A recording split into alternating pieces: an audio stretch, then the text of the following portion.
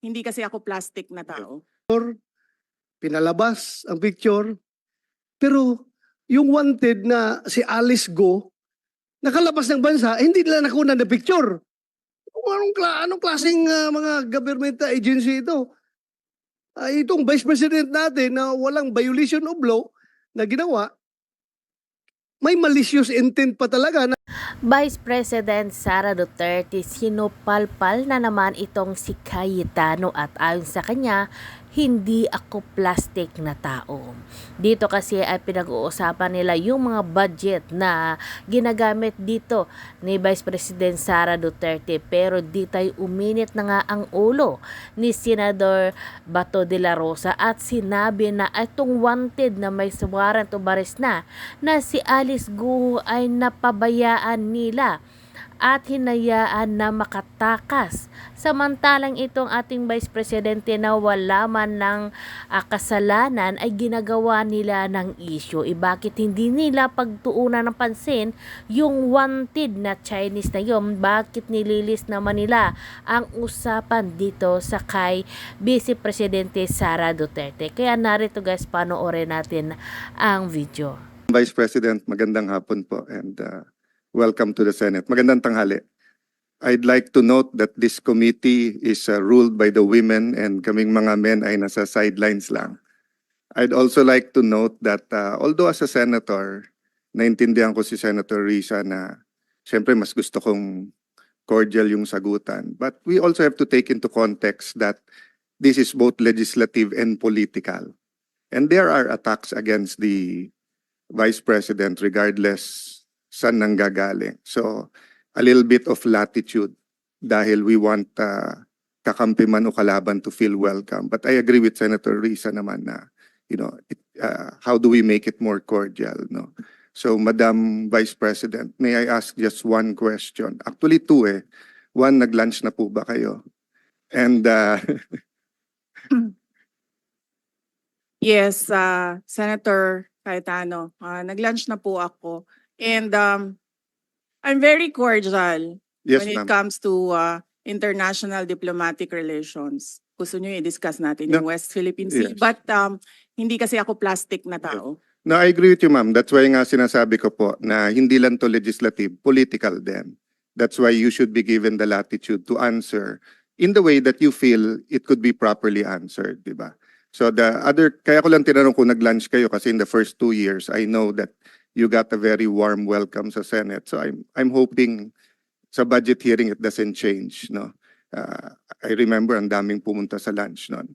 So my question lang, ma'am, is what can we do for the Office of the Vice President? Meron bang ni-request sa DBM na wala sa budget niyo so that we can consider it at the proper time? No, we are already okay with the approved budget from the Department of Budget. The approved proposed budget in the NEP from the Department of Budget and Management. And we leave it up to members of Congress to decide on the budget. Thank you. Thank you, Madam Chair. Thank you to the Office of the Vice President. Any more questions? Well, so it's always the chair that has the last spot for questions. So let me just ask, of course, the security of every government official is very important. And recently, it was discussed that a number of security personnel was taken out from the Office of the Vice President. I think, if I'm not mistaken, totally, the PNP said they recalled 373 personnel across all agencies. So I'd like to know, baka naman wala nang natirang security sa OVP, hindi naman, ano na bang status? Ilan ang tinanggal na security at meron bang nagbabantay ngayon? Madam Chair, may I be allowed to give a very long answer about the security? Sure, as long as it answers the question. Sige, ma'am. Opo. Noong kasi ako ay nahalal bilang pangalawang pangulo, nakita ko kasi na pati ang security ng Vice President ay napupulitika. Hindi lang yan sa akin, kundi sa mga previous na Vice Presidents. Kaya nung tapos na ang eleksyon pero hindi pa ako naupo, sumulat ako kay former Secretary Delphine Lorenzana. Sinabi ko sa kanya, Sir, ang security ng Vice President should only be up to the level of the Vice President. Hindi po pwede na umakyat ang information at ang security ng Vice President sa iba pang opisyal. And at the time, the Chief of Staff of the Armed Forces of the Philippines and the Secretary of the Department of National Defense agreed. That's why on June 2022, ito yung sa Armed Forces of the Philippines. On June 2022, the Secretary SND wrote to the Chief of Staff of the AFP from Vice Presidential Security Detachment under the PSG. Secretary Lorenzana ordered the Vice President Security and Protection Group, which is a separate entity from the PSG. So ito yung June 22, 2022. Ngayon, nag-issue ng orders ang AFP GHQ ng General Order 0917 to activate the reorganization from detachment to security group. On July 5, 2022, the activation order and the table of organization and equipment was released. Yes. All right. So, hindi ko alam kung ano ang nangyari sa Philippine National Police, but apparently they decided that they will mirror what the AFP did. So, noong December 9, 2022, inactivate ang Vice Presidential Protection Division under the PSPG. Ito under ng NHQ General Order OPL 22-22 and NAPOLCOM Resolution 2022-0675. Kaya po mali yung sinasabi ng lahat, hindi lang ako nagsasalita, ngayon lang ako nabigyan ng opportunity na magsalita.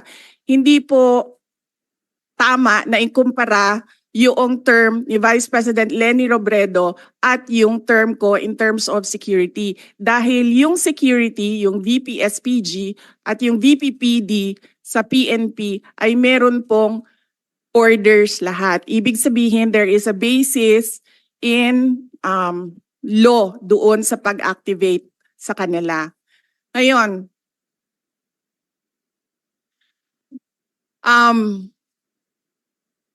yung sa Philippine National Police, kinuha nila ang 75 na personnel. Sila ang pumili kung sino yung kukunin nila. Makikita nyo, as I said in my statement, it was a targeted list. Madami doon sa mga security na yon. Security is a trust and confidence position. Kasi ibibigay mo sa kanila yung kanang pagsalig nimo sa imuhang kinabuhi, ihatag na nimo sa ilaha. Ngayon, nakalagay doon sa listahan, kasama ko since 2007 when I was Vice Mayor, kasama ko since 2010 when I was Mayor, and madami doon kasama ko from 2016 during the term for 6 years of President Rodrigo Duterte. Makikita nyo yon sa listahan kung isa-isahin natin. So it was a targeted list. It was a political move. It was political harassment. Ngayon, nag-iwan sila ng 38. 38 na hindi namin kilala. 38 na sila ang nagsabi kung sino ang maiwan. Sinalatan namin sila, sinabi namin, hindi na namin tatanggapin yung 38 ninyo. Ibabalik na namin yan sila lahat sa inyo. So there are no more PNP personnel in the Office of the Vice President. Ang naiwan na lang ay yung mga nasa VP SPG under the Armed Forces of the Philippines. Wala pong ginagastos ang OVP sa sweldo nito nila lahat dahil hindi po sila hinahire. Personnel na po sila ng ating AFP na dinidetail papunta sa Office of the Vice President. So, to answer your question, Madam Chair, meron pong security and all of them under AFP because we refused the personnel na sinabi ito na naman tayo kay General Marbil. Sinabi niya, ibabalik niya kapag mag-request kami. Sinulatan nila kami na mag-request kayo kasi ibabalik namin. Hindi ko gagawin yan. Thank you, Madam Vice President. So right now, your security detail is composed of AFP officers, I mean soldiers, I suppose. Yes, Madam Chair, officers and enlisted personnel. Mga ilan-ilan kaya sila? May we request Colonel Lachica to answer? Nakakagulat din yung statement ng PNP. Para, well, I guess he wants it on his record, but I find it a little also irregular na you're right, it's a trust issue. And if you're familiar with certain individuals, they have to explain why I mean, maybe in the budget hearing of the PNP, we can ask them why they chose the individuals to remove from your detail. But I'd like to know also how many is left from the AFP. And I think the AFP is also quite capable. Ilan po, Mr. Lachica? Madam Chair, good afternoon. I think I cannot disclose the number, but I have here our activation order and our table of organization. Why can't you not disclose the number? For security reasons, ma'am. Well, okay. I will, Madam Chair, yes. sabihin mo na, sir. From our table of organization, ma'am, and equipment, we are authorized to have 364 personnel coming from the different major service of the AFP. But for our actual number, as of now, 337 po, ma'am. And this is under the AFP. And this doesn't come from the budget of the OVP? Or? Yes, Madam Chair. Okay. Thank you very much. That's all. Any more questions? Senator Bato de la Rosa is recognized. Ma'am, I just would like to inform this committee that during our last hearing with my Committee on Public Order and Dangerous Drugs, that issue was raised. And I told the Chief PNP, General Marbil, na hindi na nire-request ng Office of the Vice President na ibalik yung tinanggal niya ng mga pulis. Kung pwede lang, ibalik sa kanilang pinanggalingan na unit. Hindi yung, ito, kawawa ito, mga taga Davao ito na been serving there for how many years, tapos dinislocate nila, nilagay nila Region 4, NCRPO, malayo sa pamilya. So, ang request na lang namin, ako, bilang Davaoenyo, na-request ko lang sa kanya, maawa ka naman dyan sa mga pulis na yan, ibalik mo doon sa kanilang pinanggalingan. Kung taga Davao City yan, taga Davao Oriental, taga Cumbal, taga Cotabato, ibalik mo na yan doon. And he promised me na ibalik daw niya. I don't know until now because hindi ko pa alam kung anong nangyari sa usapan namin. Yun lang, para lang mabalik yung mga pulis yan kahit na hindi na ibalik security kay Vice President. Just for the record, ma'am. Thank you, thank you. Madam Chair. Madam Vice President, go ahead, please. Yes, thank you. I agree with Senator Bato de la Rosa. Wag na natin pahirapan yung mga police personnel dahil kaibigan nila ako. Ibalik lang natin sila sa mga pamilya nila. Thank you. Actually, Senator Tolentino is the Vice Chair for the Committee of the DILG for this budget season, Vice Chair Finance. So I would like you to ask the PNP Chief what led to that decision, because also part of that is, if it's a political decision, I think that would not be fair also. But knowing that you're in the capable hands of the AFP is also reassuring. But this has to be raised. Definitely, Madam Chair, this will be asked as a policy question to be directed to the Chief PNP. Madam Chair. Senator You can be assured. Cayetano. Yeah, just because we're on security, Madam Vice President, could you indulge me in just one last question lang? Ang DOTR or NAIA ba nagsulat, explain at nag-apologize na sa inyo dun sa CCTV, hindi pa? Senator Alan Peter Cayetano, thank you. Hindi, sir. Ang nangyari kasi dito, itong tao na ito apparently is assigned doon sa NAIA. Ang tao na ito is a media person na-assigned permanently, I think, sa NAIA because this is the second time na nilabas niya yung istorya sa mga anak ko. Yung una, when I left for Singapore, year 2021. Wala naman akong problema doon. Ang aking problema lang is itong tao na ito, nilalabas niya pati yung information na kasama ko yung mga anak ko. Alam namin kung sino siya. We have footage na kumukuha siya ng cellphone footage. Ang sinasabi ko lang doon sa aking statement ay dapat siguro i-beef up ng NAIA ang security nila dahil may tao doon sa boarding lounge na hindi pasahero at hindi employee ng gobyerno at hindi employee ng NAIA. Yun yung sinasabi ko. If you want to have a world-class airport, dapat world-class din yung security natin. Hindi siya pasahero. And in certain areas, bawal talaga, di ba? Sa immigration, dun sa may... there's certain areas na bawal kumuha. The reason I asked it, Madam Vice President, is yun nga, yung minsan kasi nasa-sensationalize, nagkakampihan, but nakakalimutan yung point eh. So I don't know when it started, kung 2010, 2013, but I remember, Senator Risa, nung nagrarally tayo, nung anti-GMA, di ba? Sa rally ka lang makakita ng pulis na may camera, na may phone or camera, nakukunan tayo. But ngayon actually, pag landing mo sa airport, if you take a car or a chopper, parang SOP na ng police, nakunan ng picture. Minsan tinesting ko sila, sabi ko selfie na lang, sama kayo. Hindi.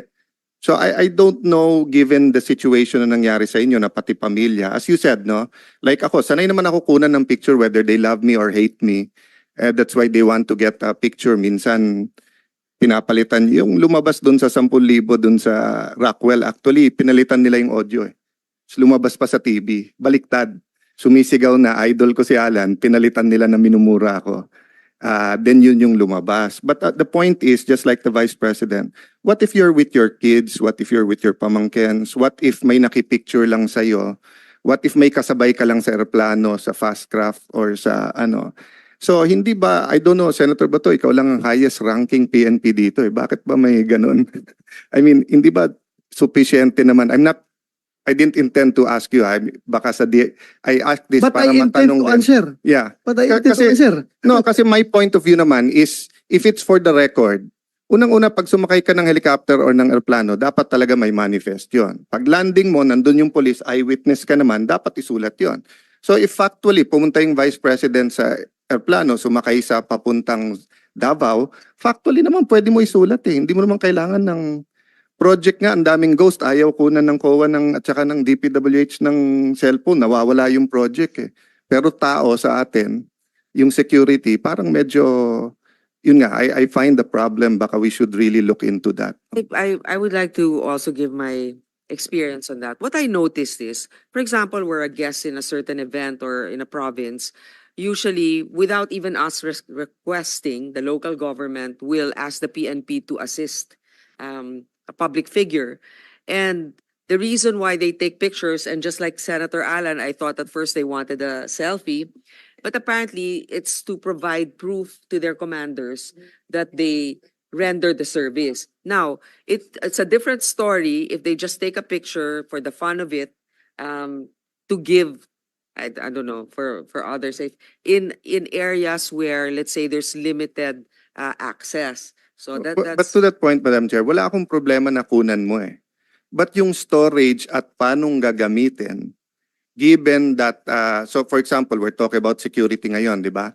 Kung sa Secret Service nga, na pinaka-professional, na kahit Democrat o Republican, may congressional hearing ngayon dahil dun sa nakalusot kay ex-President Trump.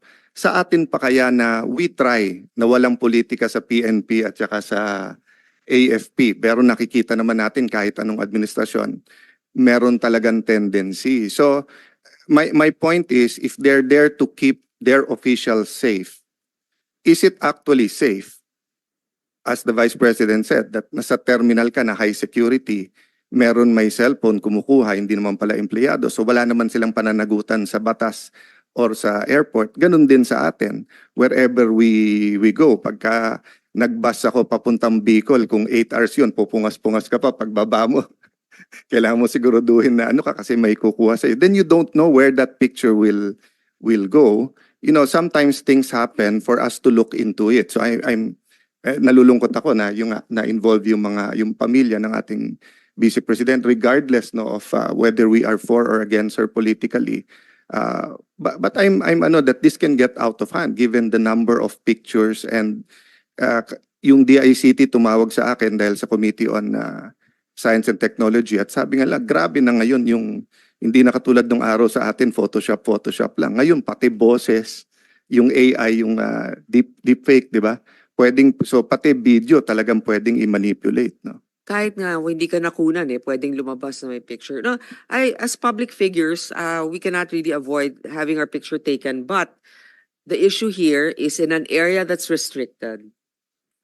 So I think that the DOTR has to do their best effort to make sure that only authorized individuals are in certain areas and that they also have to take care of their CCTV, whatever. I mean, unless it's for the interest of the public, the safety of our national security issue, they better be careful with the information that they are handling. Senator Bato, you're Yeah, recognized. thank you, Madam Chair. Yung, another issue na naman ito na sigurong i-raise natin ito pagdating sa budget hearing ng BI. Dahil nga, itong Vice President natin na lalabas ng bansa, minumonitor nila. May nakuhang picture, pinalabas ang picture, pero yung wanted na si Alice Go, nakalabas ng bansa, hindi nila nakuha na picture. Anong klaseng mga government agency ito?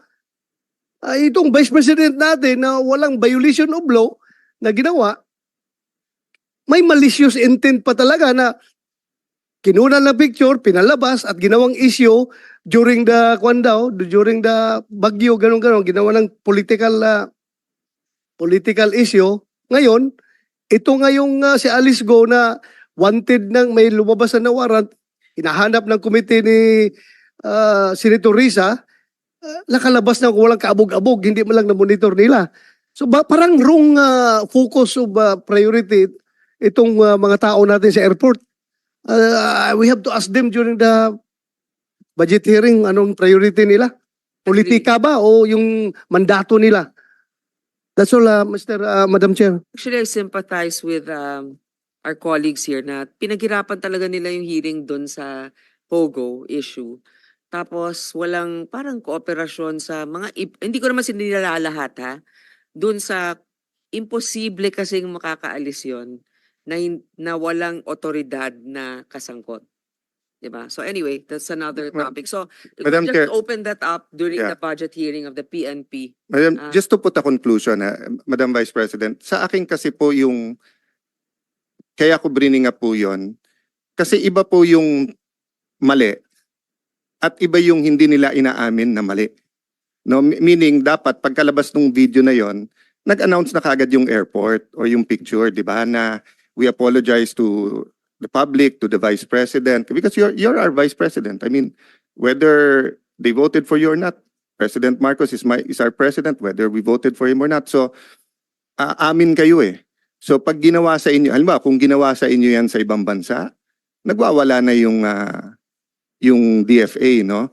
So, ang point ko, Madam Chair, wala ka kasing narinig ka agad from the airport that we apologize, we're investigating, we have new guidelines, etc. That's why tinulay ko dun sa police because it could suddenly happen to an ordinary mayor, congressman, barangay captain if we're taking pictures everywhere at ano. Having said that, as you said, we're open naman. Wala naman tayo tinatago sa public. Baka gantihan ko na lang yung ibang police. Kukunan ko rin sila pag nasa fort sila.